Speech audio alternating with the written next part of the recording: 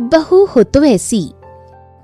रीना की परवरिश बहुत ही अच्छे संस्कार देकर की गई थी। रीना को बचपन से ही सिखाया गया था कि कैसे बड़े बुजुर्गों का सम्मान करना है और घर में रिश्तों को जोड़ कर रखना है। रीना के लिए भी रिश्ते बहुत मायने रखते थे। ऐसे ही समय बीतता गया और रीना की शादी की उम्र हो गई। फिर रीना की शादी आकाश के साथ हुई, अपनी बेटी को विदा करते समय।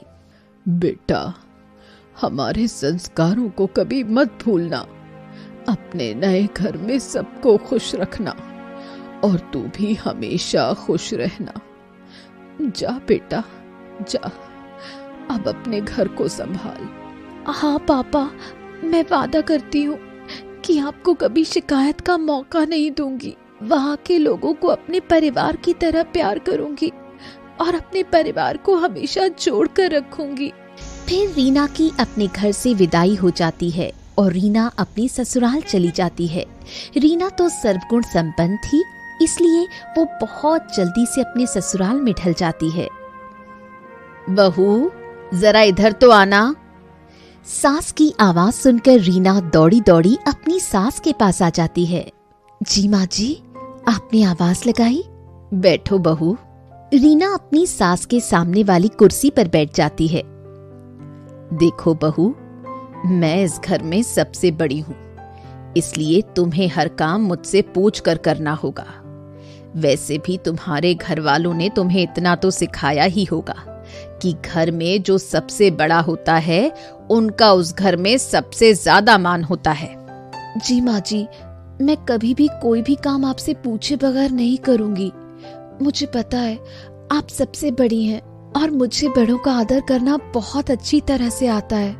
आप चिंता मत कीजिए, मैं आपका और घर का ख्याल बहुत अच्छी तरह से रखूंगी।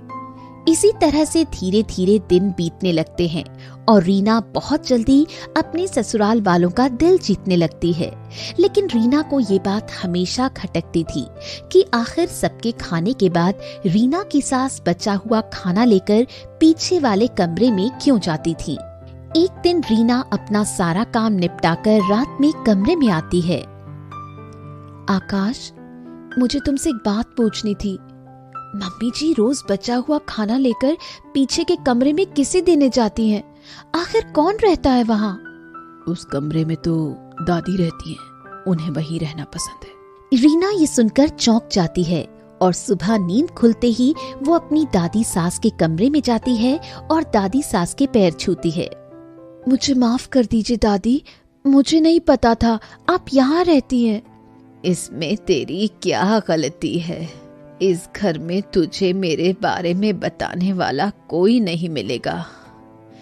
बेटा, मैं तो इस कमरे में सालों से रह रही हूँ, यूं ही अकेले। ये क्या कह रही है दादी? चलिए उठिए और घर के अंदर चलिए। आप इस घर में सबसे बड़ी हैं और घर में सबसे पहला और सबसे ज्यादा सम्मान का अधिकार आपका ही है। नहीं नहीं बेटा, अगर मैं घर के अंदर चली गई तो तेरी सास तुझ पर बेहद गुस्सा करेगी। मैं घर में कोई कलह नहीं चाहती। तू जा बेटा, तू मुझसे मिलने आई, यही मेरे लिए बहुत है।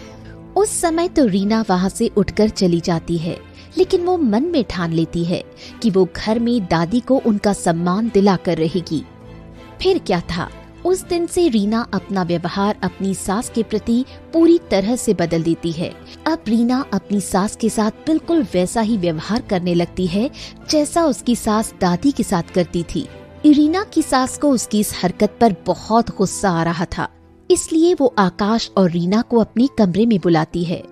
देख रहा है आकाश, इसके अच्छेपन का ढोंग 4 दिन का ही था। अब तो ये लड़की मुझसे सीधे मुंह बात भी नहीं करती। फिर रीना की सास आकाश को इतने दिनों से रीना के व्यवहार में आए बदलाव के बारे में बताती है। रीना, मैं ये क्या सुन रहा हूँ? ये क्या तरीका है माँ के साथ व्यवहार करने का? मुझे तुमसे ये उम्मीद नहीं थी। अरे तुम मुझ पे क्यों चिल्ला रहे हो?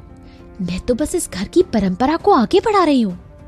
जिस तरह का व्यवहार मम्मी जी दादी के साथ करती हैं, बिल्कुल वही व्यवहार मैं मम्मी के साथ कर रही हूँ। इसमें गलत क्या है? अपनी सास के नक्शे कदम पर चलना, यही तो मुझे मेरे मायके में सिखाया गया था। फिर रीना आकाश को दादी के साथ होने वाले बुरे व्यवहार के बारे में बताती है और ये भी बताती है कि दादी माँ कैसे दिन रात अकेली मायूस सी बैठी रहती हैं। माँ, आपने इतने सालों से मुझसे झूठ कहा कि दादी अपनी मर्जी से उस कमरे में रहती है। आप मेरी गैर हाजिरी में दादी के साथ इतना गंदा व्यवहार करती हो। अगर आप एक बहू होकर ऐसा व्यवहार अपनी सास के साथ कर रही हो, तो फिर अपने लिए अपनी बहू से क्यों अच्छे व्यवहार की उम्मीद रखती हो? आज जिस जगह पर दादी है, कल उस जगह पर तुम रहोगी। दादी ने आज तक मुझे इस बारे में कुछ नहीं बताया। अपने बेटे और बहू के मुंह से ये बातें सुनकर रीना की सास को अपनी गलती का एहसास होता है।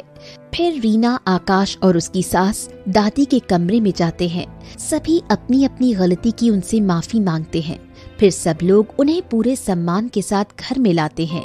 उस दिन से दादी उस घर में सबके साथ प्यार सम्मान से रहने लगती हैं।